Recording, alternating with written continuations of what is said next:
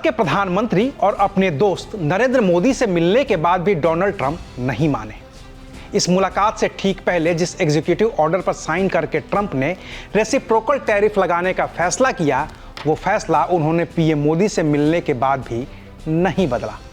इतना ही नहीं, पीएम मोदी के साथ हुई जॉइंट प्रेस कॉन्फ्रेंस में भी ट्रंप ने भारत को टैरिफ किंग कहा, जिसका सीधा मतलब ये है कि अब भारत को नुकसान होना तय है।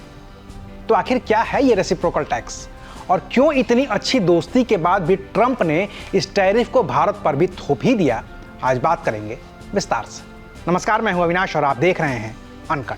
ट्रंप ने रेसिप्रोकल टैरिफ लगाने के लिए जिस एग्जीक्यूटिव ऑर्डर पर सिग्नेचर किए हैं, उसका असर न सिर्फ भारत पर पड़ेगा बल्कि इसका सीधा असर दुनिया के हर उस देश पर पड़ेगा जो अमेरिका के साथ कारोबार करते हैं। इस रेसिप्रोकल टैरिफ का सीधा मतलब यह है कि जो भी देश अमेरिका पर जितना टैक्स लगाता है, अमेरिका भी अब उतना ही टैक्स लगाएगा। हालांकि ट्रंप ने इस आदेश पर तब सिग्नेचर किए जब पीएम मोदी से उनकी मुलाकात नहीं हुई थी और तब अंदाजा लगाया जा रहा था कि पीएम मोदी से मिलने के बाद ट्रंप कम से कम भारत को लेकर तो इस रेसिप्रोकल टैरिफ से कुछ छूट दे ही देंगे। लेकिन ऐसा हुआ नहीं।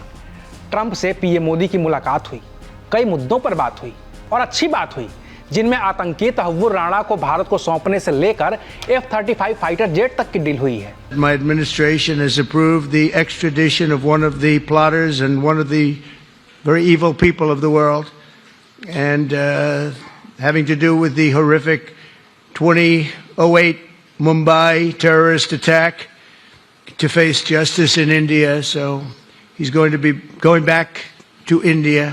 Face justice.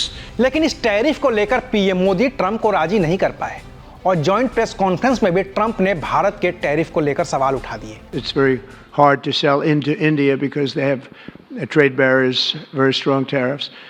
We are right now a reciprocal nation. We are going to, if it's India or if it's somebody else with low tariffs, we're going to have the same. We're going to have whatever India charges, we're charging them. Whatever another country charges, we're charging them. So it's called reciprocal, which I think is a very fair way. Trump के इस फैसले से भारत और America के व्यापार पर प्रभाव पड़ना तय है, क्योंकि भारत अपना 17% से ज्यादा विदेशी व्यापार अकेले अमेरिका से ही करता है और भारत के साथ कारोबार करके अमेरिका को व्यापार घाटा होता है।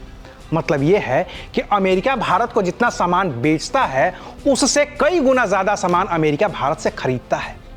अगर आंकड़ों से समझें तो office of the United states trade representative का एक डाटा कहता है कि साल 2022 में भारत और अमेरिका के बीच का कुल कारोबार करीब 191.8 बिलियन डॉलर का था। इसमें अमेरिका का एक्सपोर्ट, यानी कि अमेरिका ने भारत को जो सामान बेचा था, उसकी कीमत 73 बिलियन डॉलर की थी, जबकि अमेरिका ने भारत से जो सामान खरीदा था उसकी कीमत 118.8 बिलियन डॉलर थी। अब अमेरिका भारत से खरीदता क्या है? तो वो हमसे सबसे ज़्यादा फल और सब्जियां खरीदता है, चावल भी खरीदता है। ऐसे में ट्रंप के रेसिप्रोकल टैरिफ की वजह से भारत से भेजा गया फल, सब्जी और चावल अमेरिका में महंगा हो जाएगा और तब अमेरिकी लोग इन भारतीय उत्पादों को खरीदना कम कर देंगे। ऐसे में भारत का नुकसान तय है।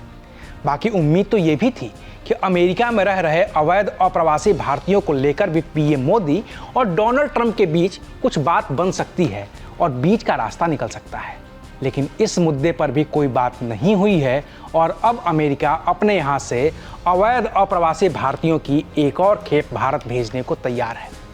बाकी पीएम मोदी और डोनाल्ड ट्रंप के बीच और भी बड़े बड़े मुद्दों पर बड़ी बड़ी डील हुई है, जिसकी जानकारी मिलेगी अगले वीडियो में। तब तक देखते रहिए अनकट। शुक्रिया।